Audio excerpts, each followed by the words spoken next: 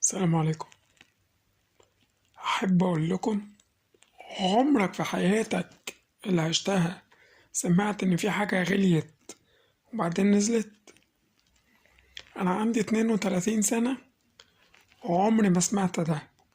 لا، النهاردة بقى أحب أقولك إن في حاجات نزلت، عشان القمح نزل، العيش اللي هو الشامي اللي كنا بنجيبه ب2 جنيه وب2 جنيه ونص بقى ب1 جنيه ونص، نزل.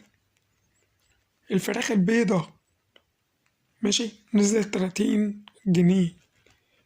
يعني أنا شايف إن في حاجات حلوة، يا رب إن نكمل على هذا النهج والناس تحس على دمها، وبالذات البياعين ما يغلوش، ينزلوا.